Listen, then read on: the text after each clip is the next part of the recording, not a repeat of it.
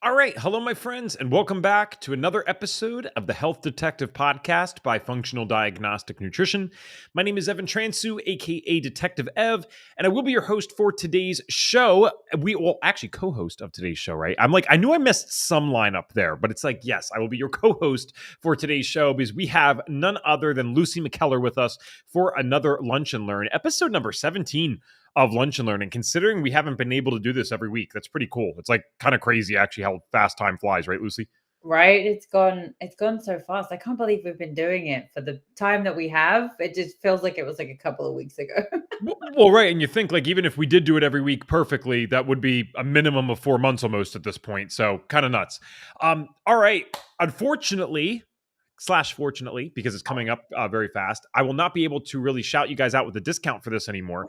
But still, if there are tickets available in general, so if you guys are looking to meet some FDNs in person and just want to network with amazing people, Hicks Conference is going on in October, so October 17th through the 19th in wonderful San Diego, California. I know I'm looking forward to this trip. Lucy, I wasn't actually sure. Have you been to San Diego before? I have one other time for a conference. Nice. Very cool. So It's yeah, I'm looking awesome. forward to it. Yeah. It's one of those places that it's kind of hard to describe until you go there. It's like the best of Miami mixed with the best of I can't think of another. It's completely unique. It's like not an overwhelming city, but you have all this amazing stuff. Like it's all near the water. The beaches are crazy. So you guys got to go. Hicks-live.com. We don't have any discount codes any longer at this time, but still, it's definitely going to be worth it to grab the tickets and hop in with us. If somehow VIP is still available, definitely check that out. And then last but not least, for announcements today, we know that you guys love the business conversations that we have on Lunch and Learn. Unfortunately, today's not a business conversation, but if you are interested in learning how to find clients, we have a very low ticket workshop coming up. I think it's like $7. So Jen Maleka will actually be hosting this. This is this Wednesday. So if you're watching this or listening to this on the audio side, this already passed. But if you're watching us live on YouTube, and even in the next couple of days, or I guess one day really, it's on Wednesday the 11th. So you can go to fdntraining.com/find clients to learn more about that. I don't want to spend too much time on that here, but basically, if you're interested in learning some of the foundational principles of how to attract clients, maybe you just graduated, maybe you're going to be graduating soon, and you want to start preparing for this stuff. I really think the best time to start preparing is when you start the course, but that's my opinion. fdntraining.com/find clients. We'd love to see you guys there. All right, Lucy, let's get into our topic for today, which is how FDNs view exercise.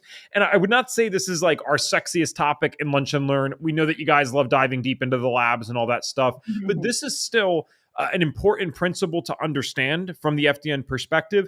And remember what we've promised. Lunch and Learn is ideally always supposed to be things that are taught in the course to some degree, but we're breaking it down in a more simple words, or we're going super high level with it. So that's why we've talked about packaging, because that's something that's taught in the course to a small degree. That's why we've talked about all the labs, because of course they're taught in the course. So again, not the most exciting topic compared to nerding out on labs, but something that you guys need to know regardless. So Lucy, I'd love to start with you because I think so much of our recommendations for exercise are based off like the hormone results that people get. So Right. I'd love to know what your life was like exercise wise at the time that you ran these labs at FDN. And then did that change anything recommendations wise? I actually don't know this part of your story, so I'd be curious. Um, so uh, I'm naturally skinny. Um, so I guess when I was younger, I had that mentality of I'm skinny, so I'm healthy. Mhm. So my exercise was actually minimal until about 5 years after I started having panic attacks and began to associate exercising with better mental health. So I actually started exercising a lot. I went from doing nothing to running every day. Um, and I actually would say that I was on the other.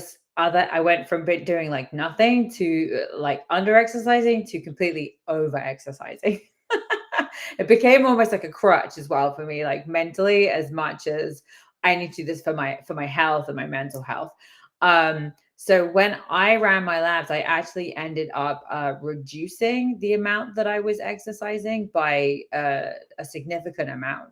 I actually ended up just walking for the first 3 months of my protocol, which was really therapeutic, really helpful for me.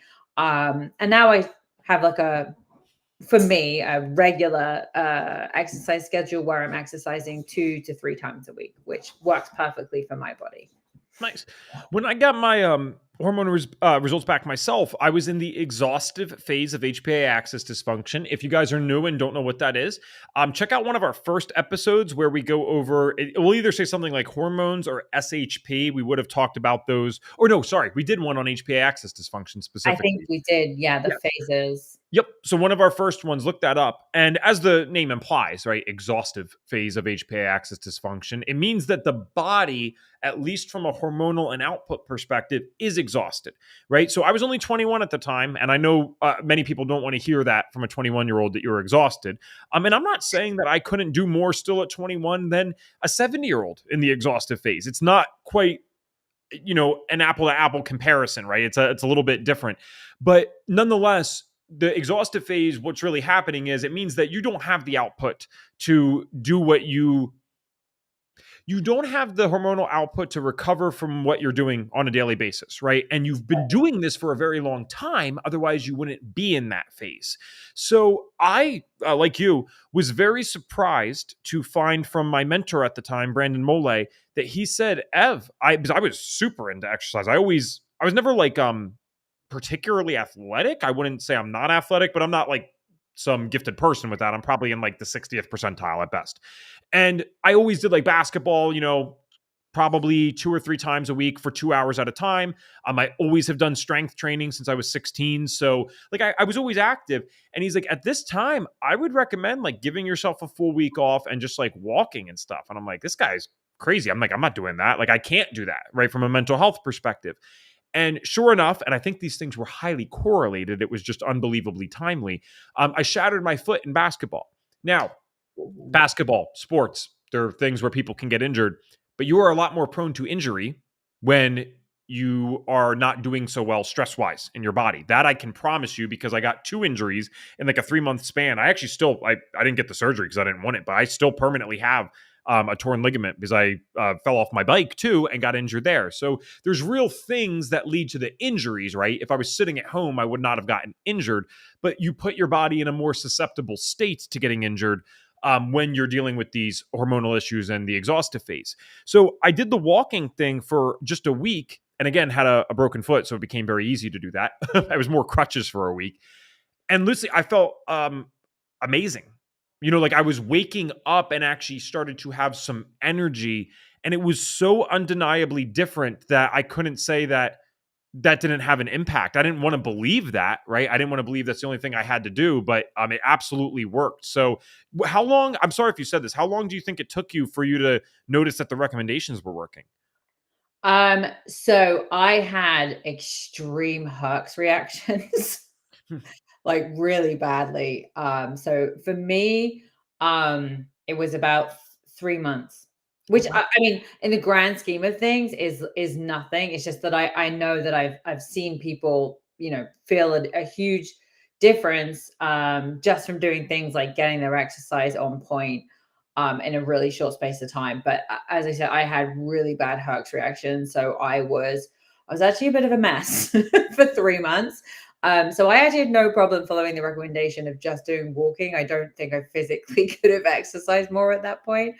So maybe that was my blessing because I don't know that I would have listened either. I was kind of forced into listening, which I feel like happens to a lot of us, which might say something for why we're in the position that we're in. But yeah, it took about 3 months, but I did get there. So I'm here now, and I'm very happy. And when you were working with a bunch of clients, I know a lot of them, you actually said because you attracted people with panic attacks, you had a really interesting practice in the sense that it was almost overrepresented with people who had acute phase HPA axis dysfunction, which like I don't think I've ever seen. In fact, the only person I've seen it in, I know this, I actually know this for a fact, was me mildly after retesting. right? Oh, Which wow. again, if you started in exhaustive and now you're in a mild acute, it's a good Yeah. thing. You're progressing, right?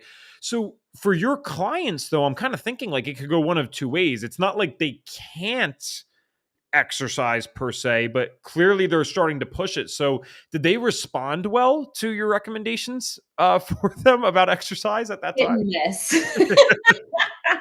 I had I had a real mixture of people. I was working with people that were high earners, very type A, go, go, go all the time, wanted to keep up that high paced lifestyle, including the exercise component. Um, I kind of got 2 different types. People that basically weren't doing, I mean, I feel like this is the same for everyone. People that weren't doing anything at all, or people that were like go, go, go all the time. So for the most part, I would say people listen. I actually found that the people, the real like hardcore type A's, they were harder to get through to than someone that was more relaxed or potentially wasn't doing anything, because what I would encourage them to do when, um, we'll probably touch on this in a bit, but like when you go from like doing nothing, you can't immediately start. I mean, we're touching on it now, but you can't just immediately start like, lifting super heavy weights and going like all in. Like that's not going to be good for your hormone balance, your body, you know, any part of your body. It's not good for the healing process. So I kind of had to gradually ease them into it. And I would start them off with walking. And I feel for the most part, most of us can, well, I would argue all of us, it's just about prioritizing, but most of us can fit in that, a 30-minute walk a day. And I Yeah. feel like that's easier, and more obtainable in the eyes of someone that's doing nothing than being like, okay, here is your brand new exercise plan. You've got to, you're going to be lifting weights twice a week. You're going to be doing cardio twice a week. It feels a bit overwhelming. So an important part of being an FDN, especially when it comes to exercise, which is probably one of the harder ones to keep your clients compliant on, is to meet the client where they're at with in terms of exercise. I don't know if you dealt with that at all when you were working with clients. Yeah, so and remember, I mean, Maddie and I, it's just not full time, but technically Right. we Sorry. do. So, Doing it now. um, the thing is, because I don't want it to be a clickbait title. Like we're kind of just giving our experiences, I guess. So I should redirect this to some degree of like, all right, so what does FDN like? What is our view on exercise? Right. Hey guys, exercise is good, right? Exercise is essential. We don't really care what you do. I actually hate. Yeah, I shouldn't say I hate because that implies I hate the person saying it. That's not true. I really do not like when people say I don't like exercising. I think that's so silly. And I think it's like people saying they don't like reading. And I'm like, no, no, no, no. You don't like, or you don't not like either of those things. You haven't found a book that interests you yet. There's books on everything. I know there is a subject that you want to learn about, and I guarantee someone has written an interesting piece of literature on it. And if I give that to you, all of a sudden you'd love reading. And then similarly, exercise is one of those things where there's so many different types Right. that yeah, you just go find the type that you like. Some people love hiking. That's their thing. Others are like 15-mile hike. You guys are insane. They want to do something more mild, like cycling, right? All these things are awesome. Now, there is a reality that needs to be acknowledged that you can overdo exercise. And this is very well documented. This is always shocking to people. So I don't want you guys to take my word for this. You can look this up on Google right now if you want. Look up life expectancy of marathon runners. It is over a decade lower than the average American. And think Wow. about how the average American is living: 70% obesity rate, or 70% rate of being overweight, like 30% obesity rate in America. And if I start running marathons consistently, I have a lower life expectancy by over a decade than all of those people. So there is something to be said about overstressing the body with exercise. And now there's always this other side to this too, where it's like life is short and no one's getting out of here alive. So if that brings you great joy to go pursue those things, we're not necessarily against that, but we're a place that focuses on, holistic health, right? Chronic disease. We're trying to get you out of those things. So you might need to decide and really actually sit with yourself with these questions like, what's worth it and what's not? Because for me, I was willing to take the time and pull it back, even though it was very tough to restore my health. And now I get to experiment with these things. And when you build this stuff up properly, like you were saying, you can't just run right back into all this stuff and start lifting super heavy or whatever. You're going to get injured. You're going to burn out. You're not going to recover. But you can gradually increase this stuff. And no matter what your age is, it might be slower if you're a little bit older, but you can build this stuff back up. I mean, I went from when I started, my God, when I started like really getting into cardio again, I was only doing very long distance hiking, every few months, and it was more like pushing it, and I felt terrible afterwards because I wasn't training for it. And then I was doing that strength training 3 times a week, but that foot injury lasted so long because it healed. It's still to this day, it's supinated. It created IT band syndrome. It was really kind of a mess. Like I couldn't run for multiple years after that injury, and I just never really got back into it until, and I think you know this, I started boxing with my friend.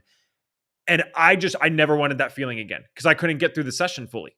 I went home and I felt like I was going to throw up for the next 45 minutes afterwards, to the point where, not to be gross, guys, but you almost like force yourself to do it because it's so nauseating. And I'm like, this was never me. I used to do 2 hours of full court basketball 3 times a week. Like I could do this. You know what I mean? So you rebuild those things. And now I'm doing it multiple times a week. And I almost never get that feeling unless, for whatever reason, dogs barking and I got like 5 hours of sleep. Yes, I might get nauseous then. Other times I don't feel that though. So you can build this stuff back up too, but you need to understand that if you're in a state of chronic disease, that is because there's too much stress on the body. One of the easiest ways to remove stress is stop exercising like a nut, but still exercise to a degree that is healthy, right? Like we're not saying none because that's now a new stress on the body, right? But the reality is science is pretty clear on this. Yes, resistance training is good. Yes, cardiovascular activity is good. If you walk long distances, and because grip strength is correlated with longevity, if you carry things like farmer walks with maybe smaller items, maybe like half a gallon of water or something, if you carry things on those walks, chances are you're doing one of the best things that you can do for your health in terms of physical activity. Right. Yeah. I didn't know that about the marathon runners. That's really interesting. I'm not surprised.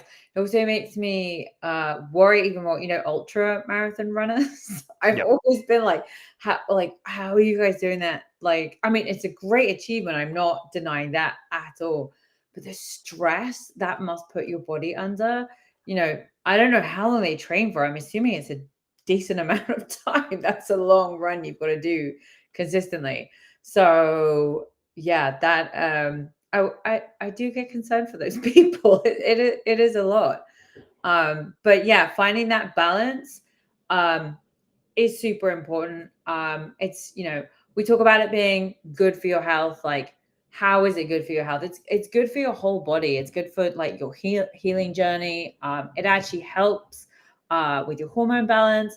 It's going to help you with your detoxification. So if you're constipated, you're not like pooping every day.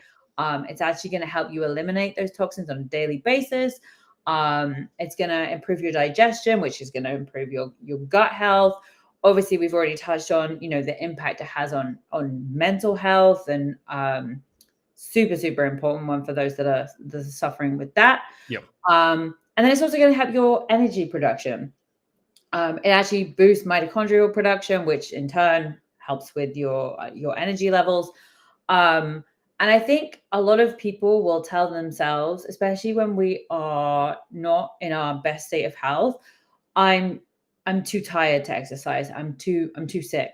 But actually, for a lot of us, not everyone, obviously every case is different. Actually getting out there and getting that 30-minute walk, if you're just kind of starting out again, can be hugely beneficial for your energy levels. I used to, when I was like healing, I would do an hour walk first thing in the morning. And it was just, you've got the combination of the light and then the combination of that light exercise, which is really helping, which I know Ev's a big fan of getting that first morning light, aren't you? Well, I was just about to say, yeah, no, and that's actually a really important point. And the FDN course itself, admittedly, does not discuss this in depth. I should probably ask if I could put this in because Right. where you're doing the exercise matters. And I listen. I know not everyone likes this, even if they can read the studies on it. They still don't love when I bring this up, but I'm not a fan of the 5 a.m. go to the gym under bright artificial lights and start, repping out the weights. Like, guys, when you are under artificial blue light to any degree, you spike cortisol and you spike blood sugar. That is not an opinion. That's actually, proven. So that's in the day, that's in the morning, that's at night. So when you go first thing in the morning, at 5 a.m. when it's dark, and now you might be missing the sunrise completely. That's like, holy cow, I think that's terrible. And you're lifting weights, which of course is a stress on the body, or you're running super fast, stress on the body, and then adding the additional blue light stuff. I don't think that's wise. And so, I don't work out outside 100% of the time. There's certain things I can't do. There's no MMA gyms that I found, for example, that are outside. I got to go into that gym. But you guys know I also love pickleball. And so I tried to go out of my way to find the outdoor courts for that. Seems simple, but it's like I try to do that.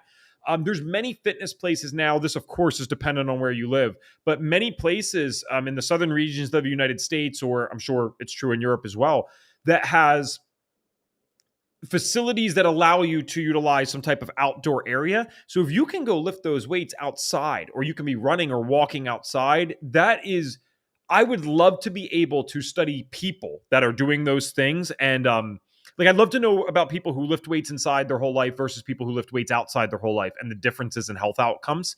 Because I do think it adds up and matters. Maddie and I got so lucky here because, this place is like made for us. Where we moved to North Carolina, yes, it's not like it's perfectly warm all year round. It gets a little chilly in winter, but the gym that is attached to the apartment complex has two massive, massive floor to ceiling doors. And you click like almost like a garage door opener button, and it opens up the freaking door, and we can let that natural light in while we're weightlifting. I'm like, I don't know what the bill is on their air here, because it's super hot and they don't really care that you're opening it up and so the AC is pumping out, and I'm sure it's the same with the heat. But for me, I go in and I open that every time, and someone's always like looking at you like, why is this person opening up the door? I'm like, because it makes more sense to get natural light while you're working out. So I love that you brought that up, because that's like, it seems simple, but if you're working out 3-4 times a week, that's 3-4 hours extra that you could be outside doing stuff, ideally. Yeah. And I love that you said about it seeming simple, because I think that's, puts a lot of people off, like the idea of holistic health, like whole body healing. It seems too simple to be true.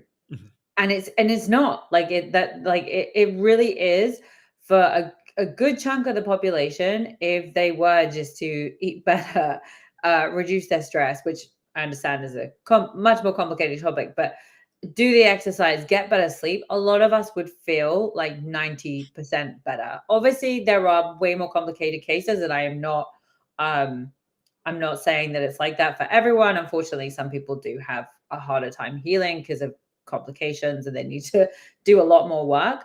But for a good chunk of the population, they could just put these things into practice, and their life would probably 180 in terms of how they're feeling on a daily basis. Well, we So, didn't get sick from, if you got sick from something truly awful, you get right. sick fast, right? And I mean, I don't know what's the first one that comes to mind, because I think most people have experienced this with someone in their life. If someone starts drinking heavy amounts of alcohol, right, and you got sick, one, it's not a mystery why you got sick, and two, it's going to be devastating pretty quickly. It doesn't take long for the body to start breaking down when someone's consuming excessive amounts of alcohol every day. Yeah.